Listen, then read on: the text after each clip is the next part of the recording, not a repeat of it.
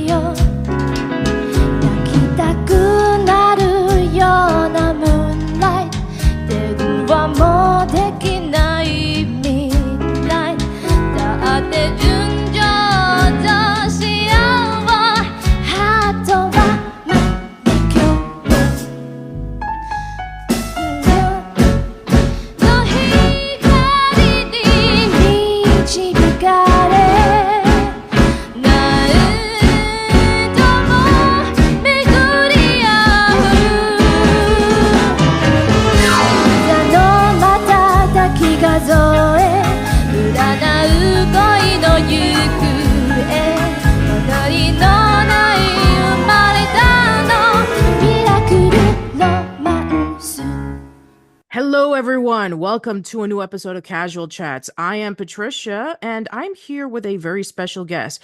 She is a pop culture journalist and a huge Sailor Moon fan. You may know her for her podcast, Sailor Moon Fan Club, where she invites various people to talk about their memories of Sailor Moon. I am here with Victoria Johnson. So welcome, Victoria. Hey, thanks for having me. Yeah, so many years ago on Casual Chats, we covered Sailor Moon, the original 1991 Japanese animated series based off the manga created by Naoko Takeuchi. So we covered the original series, but one thing that we neglected to talk about were the movies. So today we're going to be talking about the original Sailor Moon trilogy. As of the recording of this podcast, recently it just turned 30 years old on December of 2023. So it's kind of crazy to think that it's that long ago where the original Sailor Moon came out in theaters in Japan. Yeah, oh gosh. I really want them to re-release the movies in the theaters over here. Yeah, it's actually funny because I remember this several years ago. I think it was around 20, I don't remember. Maybe it was like 2016 or 2017 hmm because I remember this distinctly that I think that the Viz dub had just finished doing the first incarnation of the series of Sailor Moon. Like they redubbed Viz Media redub Sailor Moon, and then they just released Sailor Moon R in theaters with the new dub, and it came out roughly around the same time as One Piece Gold and Yu-Gi-Oh! The Dark Side of Dimensions. So it was that particular week that was like, okay, which movie based off of an anime that I want to go into the theaters and tune into? Eventually, I think I did go watch Dark Side of Dimensions, and I had a really great time with that experience. I did a podcast about that, so go check that out. But yeah, I didn't have the chance to see Sailor Moon R in theaters. It was only around for just like a limited time, so I didn't get a chance to tune into it. But luckily, thanks to YouTube, you can actually watch all three movies for free with the Viz dub, and I think also the Japanese version. So yeah, if you have not checked out these three films, then please check it out right before we go into some major spoilers. So, yeah, right before we get into that, I'm sure that, some people are familiar with your work, but for those who don't, yeah, tell us your early history on Sailor Moon. Yeah, so also just going back a little bit, it's funny because that I remember that week and I actually saw Sailor Moon R in theaters and One Piece Gold. So we actually saw we completed, I guess, all the anime movies that were out Awesome. between the two of us. But on Sailor Moon, I got into it super early. When I was about 6 or 7. My brother just like he's always been big into anime. All my brothers actually. I have three older brothers, Wow. and they grew up on, like Berserk and like Record of the Lotus War and a lot of like older Ninja Scroll, older anime. And Oh, he sure, was yeah. like, oh, he was like, there's a show coming on. I think you'll like it. And I was like, okay, sure. And he just like put it on, and I just remember just like immediately obsessed. And from then on, just continued to watch the episodes every day on Toonami after school and throughout, whenever I could catch it on, and when I knew it was on at 4:30. And then, watch also Dragon Ball Z at the same time. And then I would skip Gundam Wing and watch Tenchi Muyo. And that was my life for a while it was on Toonami, just like became a super fan. Was really lucky that like my brothers, between the three of them, worked at like uh GameStop and Barnes and Nobles and trying to think where else. A few other places where I would just like, oh, KB Toy Store. And so I was getting a lot of merch too. So it was also really great. And then it disappeared and I was like, wait, where'd the show go? And was luckily able to find like DVDs when I was around 14 and rewatch it and still loved it. And then got season 5 when I was 16 and still loved it. And finally got to watch that and just really been a lifelong fan. Hmm.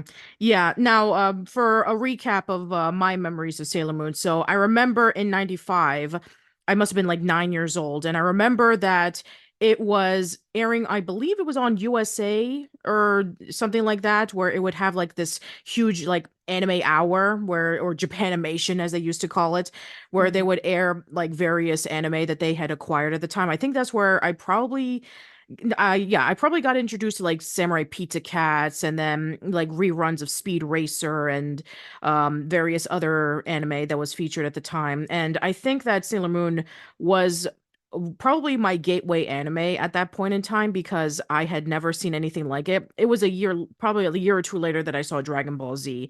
And I'll talk about that more later down the line, especially with the unfortunate passing of Akira Toriyama. But anyway, so yeah, I remember seeing these five girls kicking butt, and I was like thinking, wow, this is amazing because I mean, I didn't really see a lot of, shows like that unless it was like She-Ra Princess of Power and like maybe a handful of times in which like there were various other shows in which you had like a girl superhero like maybe X-Men the animated series in which you have like Rogue or Storm or Jubilee, fighting alongside with it, but it's like, oh, these are all girls and they're fighting off against evil and that's awesome. And I only saw the first series when I was a kid because I was living in Philadelphia at the time. Then I moved to New York and I wasn't able to catch it until maybe a few years down the line when Toonami started airing, but I wasn't watching it as much because I really got into stuff like Cowboy Bebop and I got into Full Metal Alchemist and various other anime. I did see some of the movies, but it's been a long, long time since I actually sat down and like seen the movies in its entirety. So when I did that Sailor Moon podcast, I really gravitated myself to the original series in Japanese and I saw the Viz dub. I tried watching one episode of the Deke dub. I couldn't do it. I'm sorry. I just couldn't. It was just wow. It's hard And to go back if you didn't grow up with it, I think. exactly, yeah, and I'll talk about that when we talk about the films. But yeah, even though I had vague memories of the Deke dub, I didn't really like sit down and like watch it in its entirety. Like I said, I saw it in Japanese, then I saw it in the Viz dub because they had all of the episodes on the Viz Media website for free. And nowadays, you can be able to watch it on either Crunchyroll or even on the Viz website or on Hulu.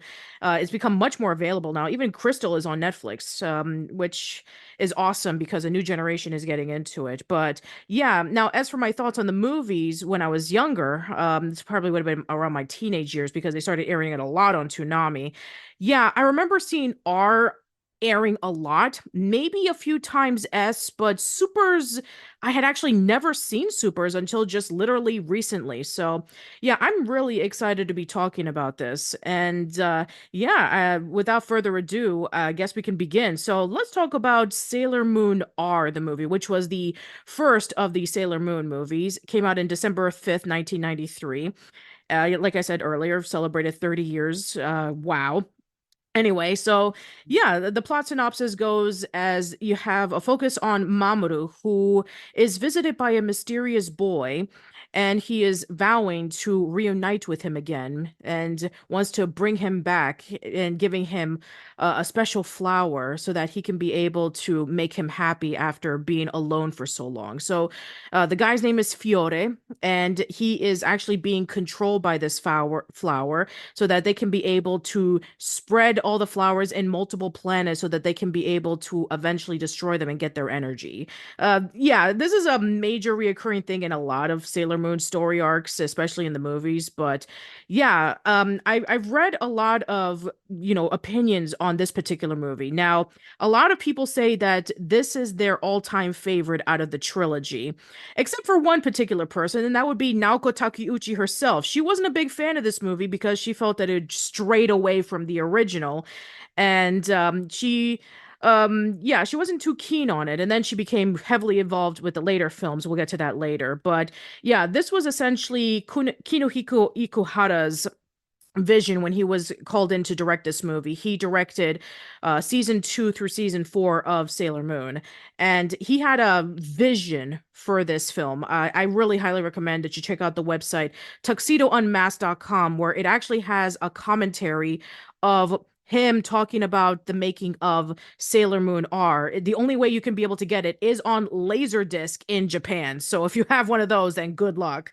But yeah, it's actually really interesting about the message that he wanted to come across with this film about how it's about overcoming loneliness. And when you're a child and you have a really close friend, but when you grow up, they drift away and it just becomes nothing but a memory to you. So I get the interesting metaphors behind this film. So yeah, I want to know, what are your thoughts on this? Yeah, I really love this film. It's my second favorite actually though. But I think it's a really great film. Because it does focus more on Mamoru, Tuxedo Mask, and I agree with like that feeling of like having that childhood friend and like growing up and kind of like having it fade away where I think at some point even in the movie he's like, "Oh, I thought like I made you up. Like I thought it was like you were my imaginary friend that I made up just because I was so lonely at the time." Yeah. Because for those who may have not watched the movie, he meets this alien right after his in a car accident where his parents both pass away and he loses his memory. So he's just like completely alone in this hospital. And I think the other theme in the movie is kind of like this I don't know how to describe it. Maybe like a passed on like love kind of thing because Yeah, at that's the kind of end you kind of interesting. There seems to be like a subtlety of like this long lost love where Mhm. it's like he's kind of saying, I want to take you away from Usagi because she's Yeah. filling your heads with nonsense and what your real goal of what we used to be is. So yeah, Yeah. there's this kind of interesting aura going on here. Yeah, that part definitely went way over my head when I was younger because I was just like, oh, whatever, this is a story about someone friendship. And then when I got older, I was like, I'm getting a lot of bi vibes like all around here. And I'm like, not mad at it. It actually kind of makes it a little more interesting because Mhm, there's even a point where Usagi, where she's like, this is my boyfriend. Like, you need to back up. And so just like her feeling like that actual like threat, like, not even thinking like, oh, you're a guy, so you guys are just friends. It's like, oh wait, no, there might be something more here. Um, mhm. and I just thought that was just really interesting. And like just Fiore is very protective of Mamoru Yeah, too. very protective. Yeah, like it's a lot. But I get it, if you meet someone at a time where you're so lonely, then you build a bond with that person. And I think that's just something like really important people hold on to as well. Yeah, and I think that's a really interesting interpretation if people want to, you know, state that maybe Fiore was, leaning more towards Mamoru in a love direction, but I don't think that's what the director was going for. He was saying that he was leaning a lot more towards the fact that, Fiore, when he was young, he was drifting into the galaxy alone and lost and not Mhm. knowing where he is. Finally, when he lands on Earth and he sees Mamoru and he gravitates to him because they were both lonely. And because they were both lonely, they were able to have a strong connection with one another because they were going through massive trials and tribulations that they were able to finally break apart, especially with the scene in which when Mamoru gives Fiore the flower as like a gift of saying, hey, I'm not going to forget you. You're a friend and I'm always going to be there for you, especially when you're alone. So yeah, I think that that's what he was going for, especially with the um with the discussion of what the metaphor of the movie is about loneliness, and it's about reconnecting with lost memories and overcoming what obstacles come in your way. So if people want to have that as an interpretation of what Fiore's motivation is, then that's perfectly fine. I mean, I guess it could be open in that aspect of stating that maybe that was what his intentions were. Yeah, yeah, I could definitely see it either way. And I also really love the when they show you that Usagi is the one who gave Mamoru the flower in the first place, and kind of that like passing down of love through like people where it's like, Hmm. oh, this came from you, and she probably got it from someone else, and kind of that like feeling of being we're all connected, and like, we don't have to be enemies, I guess, to a degree where it's like we can all Oh just kind of yeah, get exactly. along, hopefully. Yeah, and I think that another thing that people have actually pointed out is that hey, the characters look familiar for some reason. And yeah, there's a reason Yeah. why. There's a reason why the characters look very similar to a particular arc that did happen in Sailor Moon R, was because it was being made roughly around the same time. So Mhm. that's why the character designs kind of look very similar to Ale and On, Mhm. especially when you go over to they finally reach over to the asteroid and you see all the flowers surrounding them, and you see the flower and you see the main design of the character and you see what Fiore is. It's not too much of a surprise considering that for a lot of anime at the time, that if there is a particular character design that is very familiar, then if they're going to make an OVA or a film, then they're just going to basically like copy some bits of it and then just like rearrange the storyline, like around the time in which when let's say the Saiyan arc was going on in Dragon Ball Z. It's like, okay, we have King Piccolo right over here. Okay, well, let's throw in Lord Slug in here. It's like, oh, you Mhm. have this Namekian who just came by all of a sudden. Or okay, we have Frieza, this cool bad guy. Let's introduce his brother, Cooler. So yeah, it's the same beats. It's like, okay, we have Right. this arc that was going on at the time. We have these character designs. Let's see if we can rearrange them into something a little bit different. So yeah, However, as was the oh, time. my headcanon though is that they all come from the same planet because um uh the Doomtree arc aliens, they also like, their planet's destroyed and that's why they come to Earth. Hmm. And they kind of were traveling alone as well, similar to Fiore, but they were just together. And so in my mind, I'm like, they all came from the same planet, and that's why, because they look alike. All right then. Well, you know what? I mean, why not? I guess if we want to follow in that head canon, I guess it kind of makes sense in the long run. I mean, especially since, that did take place around the Sailor Moon R arc. So yeah, Yeah, sure, why the not? Sailor Moon our movie. So yeah. There you go. Yeah. Mhm. Yeah, I mean, I guess a thing that I really do appreciate was the fact that you have Usagi who is stopping at absolutely nothing so that she can be able to rescue Mamoru. Again, emphasizing the love that she has for him, and the fact that Fiore was able to put the pieces together, saying like, "Wow, this girl who's trying to take Mamoru away is not the evil person that I thought that she was. That she, Mhm. I can be able to trust her. That Mamoru is in good hands, and that." She is going to love him just as much as I appreciated my friendship with him. So I actually really like that. Yeah, I think this film also really just captures like the despair that Sailor Moon can show sometimes, where you have that scene where all of the scouts are kind of like buried under that like mound of flowers, and Sailor Moon's just kind of like digging through it and trying to like get to them, and kind of feeling that hopelessness at first before she is like, I just need to fight you and become triumphant. Or even like when she gives her the silver crystal, and she's like, you can have this, like I just want my friends, and just that showing that sacrifice, and how she's like, I would rather have my friends than all this power and all these things. And just the power of love.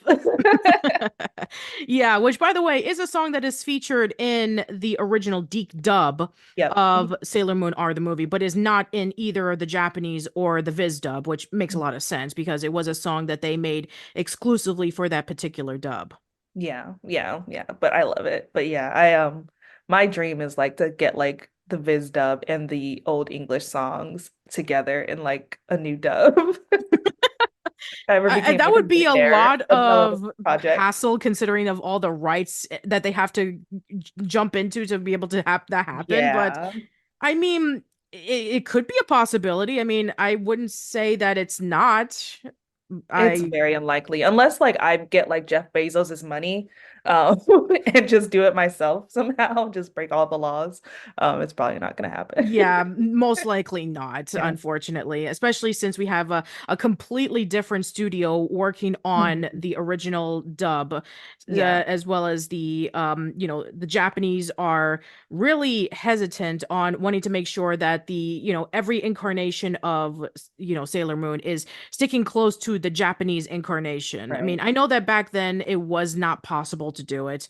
You have to understand mid 90s it was kind of hard to kind of like say or showcase a lot of things that they were able to portray, like Mhm. for example let's make Sailor Uranus and Sailor Neptune cousins, or Yeah. completely not airing Sailor Stars altogether. Yeah.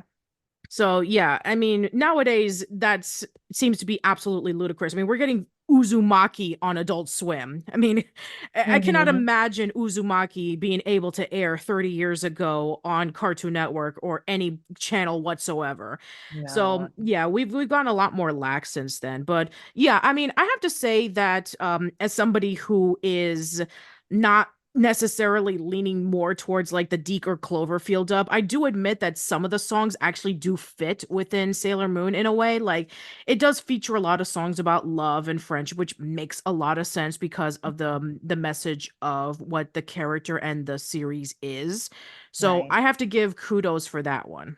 Yeah, yeah. I think they did a great job with the songs. Yeah, And I absolutely agree.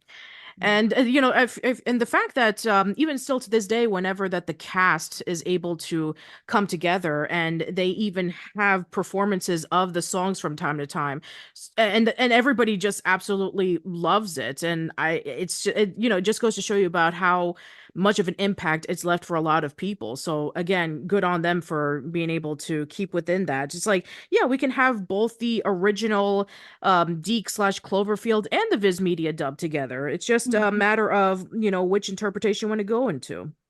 Yep. Yeah, exactly. Yeah. So, yeah, I would have to say that Sailor Moon R is my second favorite as well. I Mhm. understand why a lot of people do love it because of its metaphors and the fact that it was the first movie of the series. And yeah, I know that a lot of people have a strong appreciation of the delivery that it was going into. And of course, when you have a case in which like, oh yeah, it's the first of its kind, it's gonna gravitate towards a lot of people. And I think it aired the most in Toonami, from what I understand. So Yeah. maybe that's why a lot of people seem to gravitate it more than, say, the other films. It definitely aired the most. It's the one they re-released in theaters, like, and I guess because it's the first one. And I also, that's the film I tend to recommend to people if they're new to Sailor Moon and they don't want to watch, all 200 episodes. I kind of say, watch this first movie, and if you like this, you'll likely like the show. Yeah, that's another thing that I have to mention is like, unlike a lot of films based off of a TV show or a comic book or a series of books or something like that, like films based off of anime is more or less kind of easy to get into. First of all, at least at the time, they were about less than an hour long, and it was able to sum up the story in like maybe a few minutes. Hmm. And then you get into a standalone adventure that you don't have to worry about like having to tune into in order for you to get invested in. So, yeah, that seems to be a thing that I would believe that probably got a lot of people into it if they haven't been familiar with the characters or with the manga, and maybe would get a little bit more invested in checking out the rest of this stuff. Whereas, say, like, um, I don't know. I guess maybe, recently I would say like, the Simpsons movie or the Bob's Burgers movie. Like you really need to know about the show in order for you to get into it. Or maybe even like recent animated films that, you have to know about the story in order for you to be invested with the characters. So it's a little bit hard, especially if you're not a fan of the source material. But I would say for a lot of these films, it's actually pretty easy. So if you've never seen any of Sailor Moon, then I would highly recommend check out the first Sailor Moon movie, which is Sailor Moon R, and see if you are really interested in checking out the rest of it. Yeah.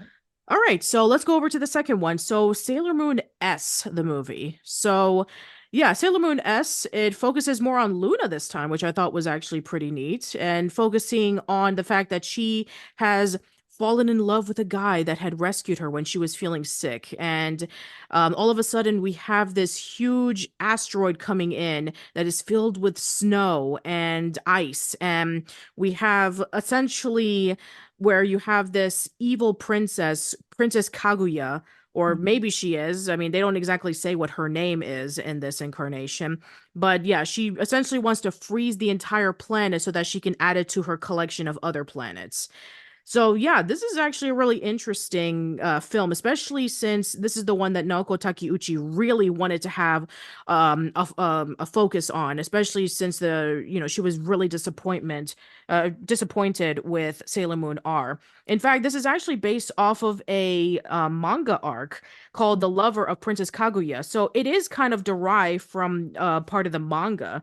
So the fact is that, since this has Takeuchi really involved with it.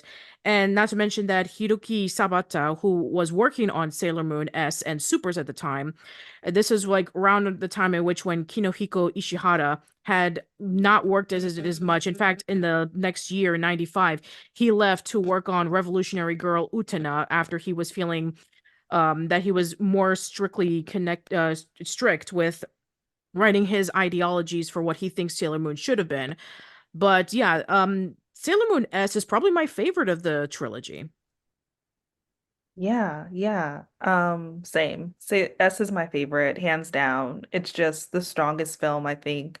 And it's funny too, because I didn't realize this until today, where that, the first movie kind of it revolves around Mamoru, and then you have Luna, and then the third one is kind of maybe Chibiusa.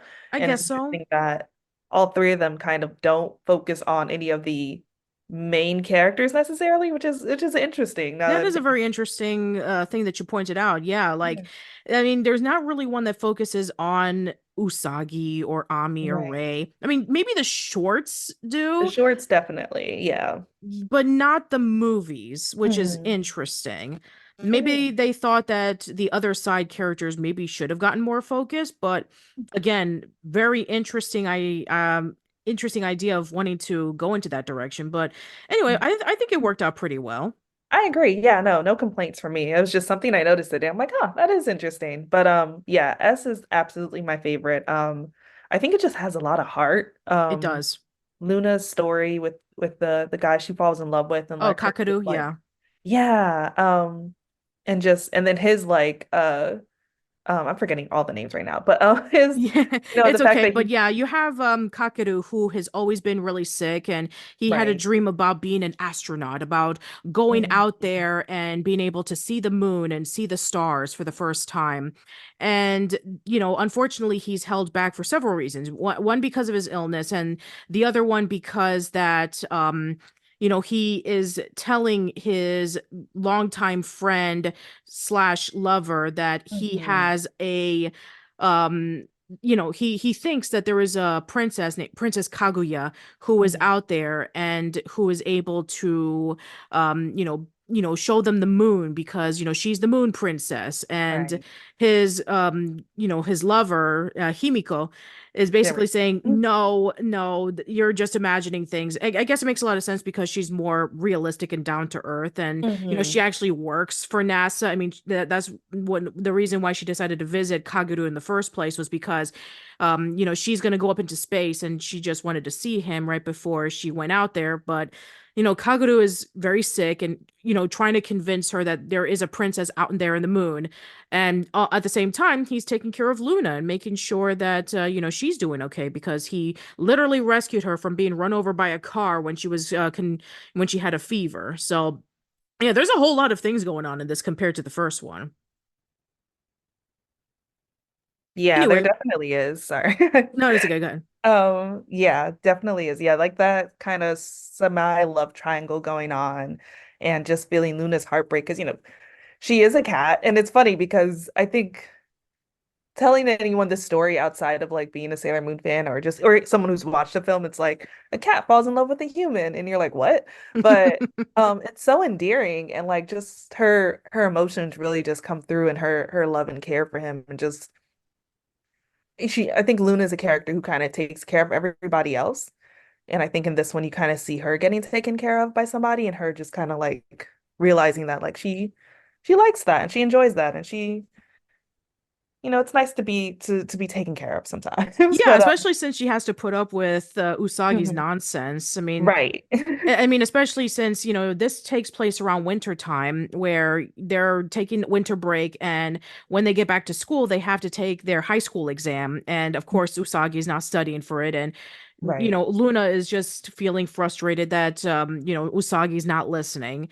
And yeah, I think that her being taken care of for once is Mhm. actually pretty nice to see, especially with a guy who has a really close connection with Luna because she just so happens to have a crescent moon on her forehead. Right.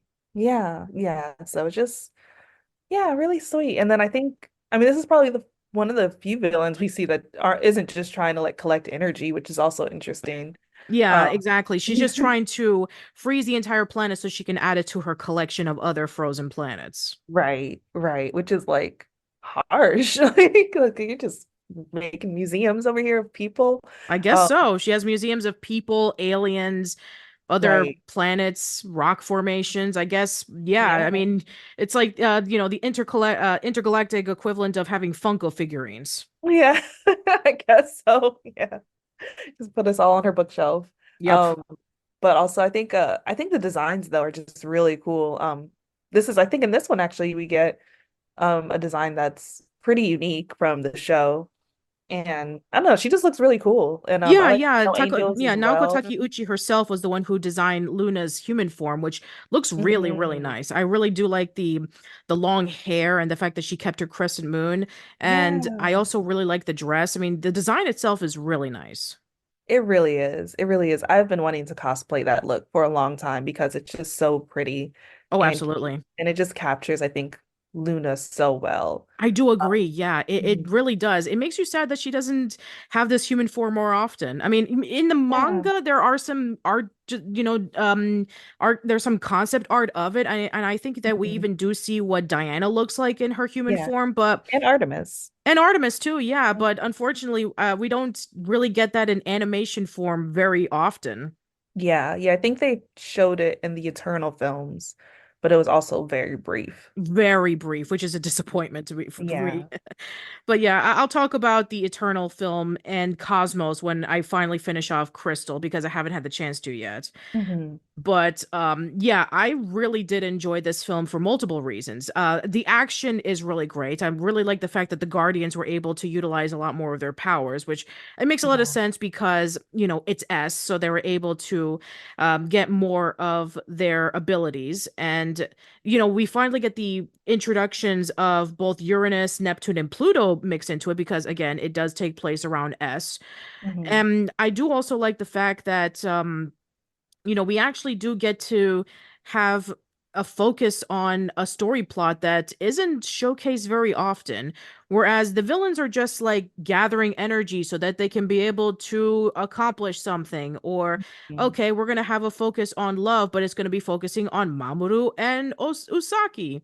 But no, this time is a focus on Luna, which again, you don't get to see focus on Luna very often. And yeah, I think that they were able to emphasize more on the stakes on this one. It's like, okay, if we don't take care of this villain, the entire planet is going to be frozen completely.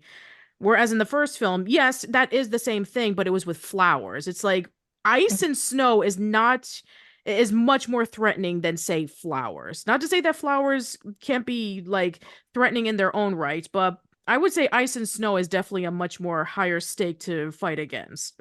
Yeah, I take flowers over snow any day. Mm. Absolutely. I mean, right now it's literally springtime, so I'm finally Mhm. able to see all of the trees that had no leaves for the longest time growing flowers, which is really nice.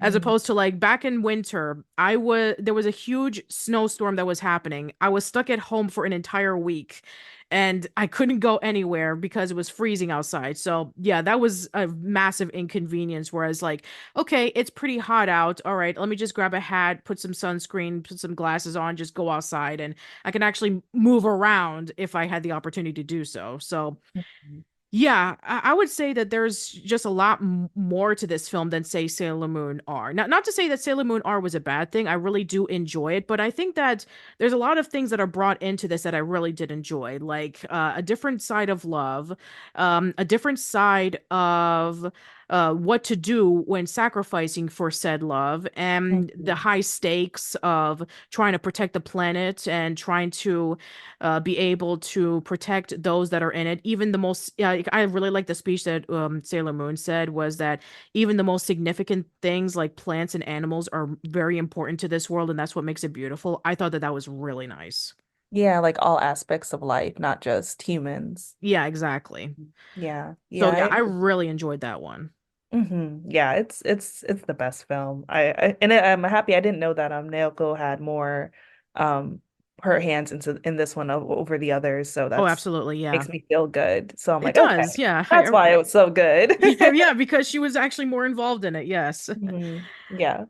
All right, so let's go over the final film in the trilogy, and that is Sailor Moon Supers, the movie. Yeah. So, yeah, this is actually, again, we're leaning more towards familiar territory, but instead it's kind of like a mixture between the Pied Piper and Peter Pan mixed with the Matrix.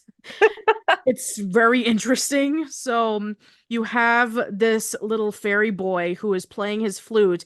All of the children from around the world are going into this boat, being flown off into who knows where. And there's this huge report going on that's saying that children from around the world are missing. And yeah, even Chibiusa is even captured by this. And so we have this little what do they call it, a sugar fairy by the name of Pearl, alongside with his older brother, Pupilin, Mhm. and they are capturing children because their queen is wanting to have all the children gather together so that they can be able to have sweet dreams and never worry about growing up or going through problems with other people. So, but in reality, she's putting them in dream coffins so that they can be able to mass this huge black hole known as the Black Dream Hole and swallow up the entire earth so that they are stuck in this forever dream where they don't have to worry about anybody or anything and they can just live in happiness, which is actually pretty messed up now that you think about it. Yeah. But yeah, this time it's a little bit of a focus on Chibiusa this time, even though that she does get captured. But yeah, it's a little bit of a focus on her. Unfortunately, because she's captured, we don't really see too much of her. I guess, Sure. there's a little bit of Chibiusa and then a little bit of Sailor Moon and Pearl, especially when they have to go rescue her over at the Marzipan Castle. So yeah, yeah, the focus on the character is a little bit jumbled up, and again, very similar to the first movie. It's about this one thing at outer space, and it's gathering energy to destroy or take over a planet. So it's not too out of the ordinary. Yeah, I thought so this movie actually I rewatched for the first time in a long time because I actually hadn't seen it in probably over a decade. Oh wow. that I don't revisit it as often because it's always just been like the other one because The other one. but I rewatched it for this recording and I actually enjoyed it a lot more than I remember enjoying it. Yeah, I did enjoy it too, but compared to the two previous films, Hmm. it was okay. I just thought that it does follow a little bit of the same beats, but at the same time they Hmm. are able to do some different things to it. Like, hey, you have this fairy boy who's playing a flute and he's gathering up Right. all these children. And I'm sure that it's probably the same thing. I don't know what the Deke slash Cloverfield dub sounds like, but the Japanese slash Viz dub of their song that the boy that the children are singing while getting into the boat. I cannot get out of my head. I'm Oh still yes. humming it in my mind. Yeah, yeah, it's fun. It is very fun. I Yeah. can understand why the kids are like so happy and they're like trapped in this magical dreamland and wanting to have a whole bunch of sweets. Yeah, sweets is a major thing in all of the movies, whereas like in the first movie you can see like, okay, here is you have all of these like sweet treats and you have like in Sailor Moon Super you have Sailor Moon S you have what was it, Kakeru feeding Mhm. Luna Compaito, which is the star candy, and in this Yeah. one it's like like you have cookies and you have donuts and you have the gingerbread house from Hansel and Gretel. It's like filled with the Mhm. brim with sweets. So Yeah. yeah, I mean, I could see that because it's like, okay, what do kids like? They like candy and they like sweets. So let's see if we can bring them into this magical world. And yeah, I can see, kids wanting to have like that opportunity. But again, I think that the thing that I really did enjoy about this movie was the message Mhm. about that. Yes, it's really nice when you're looking back on memories of the past, but it's about moving forward with your life. And I really Right. like that. I really like the fact that even though you have a show about cute girls fighting off against evil, and it's like leaning more towards a young female demographic, at least at the time when Hmm. they were making the show in the movies, Yeah. but it actually has a great message that anybody can be able to gravitate to. It's like, don't get stuck in the past. Even though that it's nice to look back on what your life was like when you were younger, it's always good to keep moving forward. And yes, that it could be a little bit rough around the along the way, but it's a journey, not a destination. So again, I really like that. Yeah, I completely agree. And like again, like not focusing on like wanting to stay a child and like, embracing and, looking forward to like growing and, continuing your life because, there's more on the way. And, like I said, happiness is a journey. I really love that message too. And I also really like how they show the relationship between Usagi and Chibiusa. Just because like in the beginning they're bickering and even though they're mother and daughter, they're kind of like sisters. And Chibiusa's like, my cookies may look bad, but they taste better. And Usagi's like, well, my cookies look good, and then she realizes they don't taste so good, and Yeah, that's I really just a also funny like thing. the scene in which when Mhm. Chibiusa is jealous of all the other girls when they were talking about memories of their moms who would like make good Oh baking stuff for yeah. them. And then she just goes off and says, well, I'm jealous of all of you because my mommy makes really bad, terrible tasting cookies. And then you have Usagi just embarrassed because she knows that Yeah. that's her in the future. So it's Right. like, okay, Neo Queen Serenity, the cosmic leader of the entire moon Mhm. and the entire world, and is able to bring peace into society for over 1,000 years, still not cook for the life of her. Right. So relatable. Yes. But Yeah, we're yeah, able but to this do some things really well, but others we can't. yeah, and that's fine. It is. I really like that. Yeah, but I really love like on the back end of the film where you see, her coming to save well, her like one being devastated when Chibiusa gets taken and that determination to get her back and then, finally when they do see each other and they have this kind of moment of like awe almost and just like this love between them that just like is clearly like palpable. Um and then Chibiusa is like, "You're late." It's just like back like I can't show you I like you too much. And it's Yeah, just like and I get that, really cute. I mean, I understand that at least in this anime interpretation of the characters, not the manga, because Right. the manga was a little bit like that in the beginning, but once the reveal of oh, Chibiusa is Sailor Moon and Tuxedo Mask is Child from the Future. Wait, what?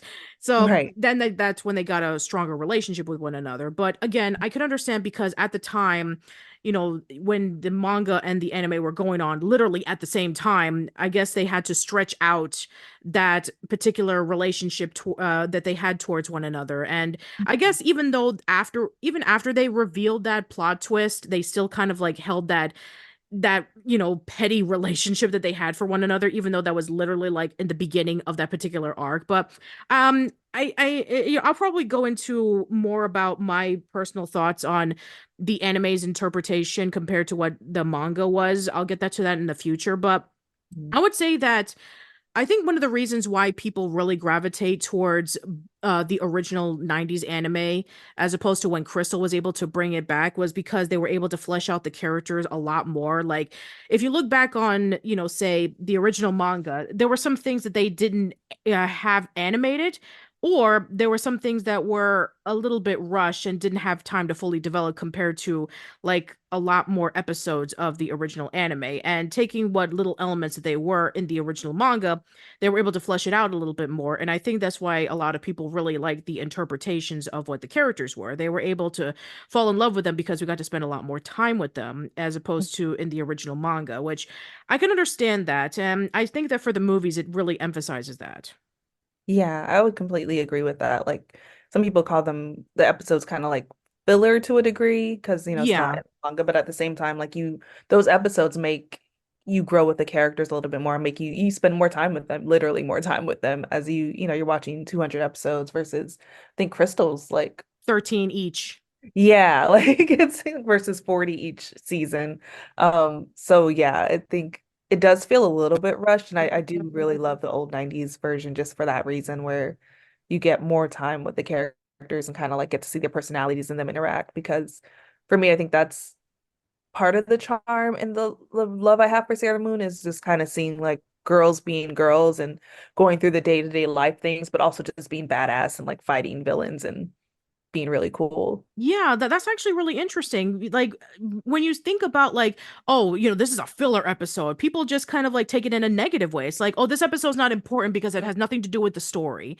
Hmm. And when people look back on, say, the original anime of Dragon Ball Z or Full Metal Alchemist, in which they had to change a lot because the anime and the manga were going at the same time, then you Hmm. have the likes of Dragon Ball Z Kai and then Full Metal Alchemist Brotherhood, in which those are actually more revered because they stuck close to the original manga and they saw that, hey, this was actually a lot better than whatever the writers were able to come up with. But with Sailor Moon is the complete opposite, in which, like, no, people actually like when the story arcs are a little bit more stretched out and there were some things added to it compared to the manga because, we actually got to spend a lot more time with the characters. We got to see a lot more of their personalities. And we actually got to enjoy their wacky antics. I mean, the fun, goofy side plots were just as engaging as the adventures. And I think that's why a lot of people tend to lean more towards the 90s anime than it is recent as Crystal, in which, like, yes, even though that is what Naoko Takeuchi's story was in the beginning,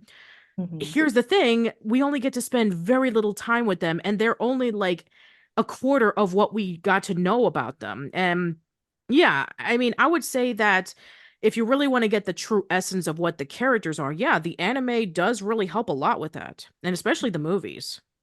I would completely agree. Yeah, I think the movies really just like I don't want to say summarize, but they definitely capture each season pretty well. Um in a way that just like if I wouldn't say skip any season, but I think like if you wanted like a summary of a season, you'd be like, this kind of captures that same feeling. And I think they match with the seasons really well too. Hmm. Also we get another kind of similar character design with Pearl and Helios as well, which I Yeah, think is really funny. exactly. Very similar relationship too, in which, like, she Mhm. has Chibiusa has a really strong crush on Pearl, very similar to how in, Sailor Moon Supers, in which she actually just get dreams of Helios as a unicorn, and then eventually she starts falling in love with him. So yeah, again, I take it that this is probably what they were working at around the same time. It's like, okay, Chibiusa has this boy who has white hair and who's magical. Let's see if we can have something similar to that. So I can see what they were trying to do with this. Yeah, I also found it funny because just this one's more fresh in my mind, just because I just watched it this week. But I was like, wow, she really fell in love with like a Pegasus and a fairy. And I'm like, that was some bad luck. Yeah, that's actually pretty interesting. Yeah. Anyway, but yeah, I really like the fact that again, very similar to the previous films, that Usagi is stopping at nothing so that she can be able to save, in this case, Chibiusa and the children from around the world from being overtaken by this huge black dream hole. The scene that I really do love is the scene in which when she is captured into the black dream hole and then she has that dream with her and Mamoru together. And Mm. she is asking the questions like, who do you like more, me or Chibiusa? And then, the dream, Mamoru says, oh, I like you. I mean, there's no doubt about it. And then she realizes that she is stuck in that dream because, she knows that Mamoru likes Chibiusa just as much because, well, I mean, that's their daughter in the future. Right. Yeah. So it's like, yeah, why do you? And then when Mamoru mentions about like, oh, we don't care about the other children, let's just care about each other. It's like, okay, now that's definitely not Mamoru. So I Right. really like the fact that Usagi was able to break out of that spell by herself, where ordinarily she either be saved by the Guardians or she would be saved by Tuxedo Mask. Which again, this Tuxedo Mask is Sir not appearing in this film. So yeah, Yeah. I really do like that scene for sure. I agree. I really love that because like you're it's a good point because in the earlier you see her kind of get swept up in that sweet stream where she almost eats the donut that's actually like what is I mean like rings up from the Yeah, child like yeah, one of playground. those like yeah, like those rings that you get in the Like monkey playgrounds, bar yeah. kind of means yes anyway and like obviously she needed help breaking out of that one but I like that. I also like the fact that she was able to break herself out of that spell by just noticing that like Mamoru was off and like he wouldn't say that and he's not that person and rather than like because I think earlier in the film she asked him that and she's clearly very like insecure and jealous with Chibiusa and the dream is clearly showing like her innermost like desire but it's also like deep down like you don't actually want him to be like that because he probably wouldn't be a great person if he was like that. Right. So yeah I thought that was really cool too like her breaking out of that dream herself. There was something else I was just thinking of, but I forgot it. So hopefully it comes back. Yeah, yeah, yeah. Mhm. Now it's actually interesting that out of the three films, Sailor Moon Supers didn't make as much money compared to the previous ones, where again, according to Tuxedo Mask, he pointed out that the box office for both all three of the Sailor Moon films were as such. So Sailor Moon R made the most. It made about 1.3 billion Japanese yen. Wow. Sailor Moon S made 1.5 billion Japanese yen, and Sailor Moon Supers only made 600 million Japanese yen. And Wow. the average budget for these films at the time were 475 million Japanese yen. So they felt that okay, Sailor Moon Supers the movie didn't justify us making a movie based off of Sailor Stars. And again, according to Tuxedo Mask, he even pointed out that the TV ratings for Stars were much lower compared to the previous seasons of Sailor Moon, which I guess at that point in time they can see that the popularity of Sailor Moon was just at a complete end. So I guess that's why they decided to just stop it right there. Which I would have been that would have been really interesting to see a Sailor Moon Sailor Stars movie. I don't know what that would have been about. That would have been a Uh, whole bunch of characters added into it. But I mean I'm curious to see what they could have come up with. oh, that would have been so interesting. I didn't know that about the but not the budget, the how much money he made. So it makes sense why they didn't continue it. And I also love Tuxedo on Mask. Like his poster was great. Yeah, for sure. Yeah. But yeah, that's so sad. Because yeah, I'm Yeah, wondering it is like would sad. they do something with Mamoru and Seiya, or would it just be Seiya? Like what would that look like? I have no idea, but yeah, the only time in which we ever got a film was with Cosmos, but that's just essentially like, okay, here's the manga of the final arc and just put it into a movie as opposed to like a Right. standalone story based off of said anime based off of the manga. So, I Yeah. guess we'll never know. Yeah, I feel like that's just Sailor Moon Crystal season 5 in movie form. Yeah, that's essentially what it is. Yeah. Anyway, but yeah, those are the three Sailor Moon movies. I have to say that looking back on them, I really did enjoy what they were able to do. I like the fact that each of them were able to have a story arc that not only carries on what the previous arc was able to do, but also have a standalone story. And I like that each of them were able to have a message. Like one was about loneliness and friendship, the other one was about love, the other one was about not getting stuck in the past and moving on with the future. So I really like the fact that they were able to branch out with the typical Sailor Moon arc where it's always about like love and friendship and overcoming evil and stuff like that. So again, I really like the fact that they were able to break out and do some new stories with it. And yeah, it's a shame that we didn't get any more movies until 26 years later when Crystal decided to do movies based off of the manga as opposed to like having standalone features. But I mean, as of right now, Cosmos was the last film that came out, just came out like a few years ago. So, I wouldn't be surprised if maybe we'll get even more films in the future if they decide to go into that direction. But I guess at this point in time, we won't know until we get more information coming down the line. So you never know what the future holds. Yeah, I would love a new standalone film. I think that would just be so cool. And at least in the theaters. I also remember what I was gonna say, just quickly on Supers. I really love the introduction of Uranus, Neptune, and Pluto in this film. Like it got me all very excited because like and it was just like, oh, this show is so good. Yeah. Just from their because it I love and same thing with they had a moment with Tuxedo Mask where like you think like all is lost and then it's like boom there's someone new here to help and then um I I like really the I like the S introduction where he's dressed up as Santa Claus. oh my God, amazing. He's so dramatic and I love it. Yeah. It's great. Yeah. Yeah, so that's our thoughts on the film. So any final thoughts right before you go, as right before we go? Yeah, I love the films. Now that I've rewatched Supers 2, just I have to give it its props. I think it's definitely still number 3, but it's higher up. For sure. Just yeah, great films overall. Highly recommend them, all three. Also I did screenings in New York at a local bar of the first two films, and I gave away roses in the first one for the first one, and then I gave away star candy for the second film. So if anyone has any ideas for the what I should give away for the third film, please let me. Um, I have an idea. Okay. You should give away Chibiusa's cookies.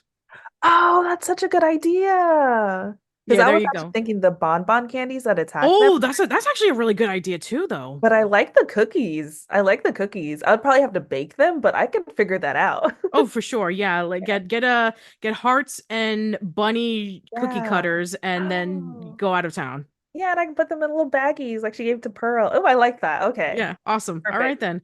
Well, Victoria, thank you so much for coming on by. I really do appreciate it. Thank you so much for having me. This is great. Yeah, so why don't you plug and promote your stuff? Sure. Yeah. So I am Victoria, host of the Sailor Moon Fan Club podcast. You can listen to the podcast anywhere you listen to podcasts, wherever you're listening to this podcast, you can listen to my podcast. And you can find me at Miss Old School on Twitter and Instagram. And then if you want to follow the podcast, we're at Moonies Club on Twitter and Moonies_club on Instagram. And then I'm on TikTok too sometimes at Sailor Victoria. All right. And as for me, you can check out my work, which is at oldschoollane.net. I have a YouTube channel, which is youtube.com/oldschoollane, facebook.com/oldschoollane. I'm on Twitter at Patty_B_Miranda. I'm also on Blue Sky at Patricia Miranda.bluesky.social.app, whatever they call it. I don't know. I'm also on Instagram at old_school_lane.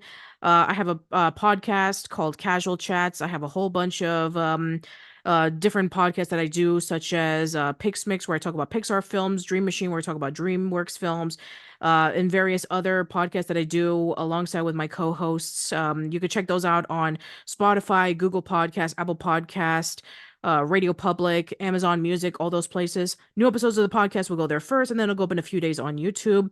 Thank you so much for tuning in, everyone. Let us know in the comments below, out of the three original Sailor Moon movies, which one was your favorite, which one was your least favorite.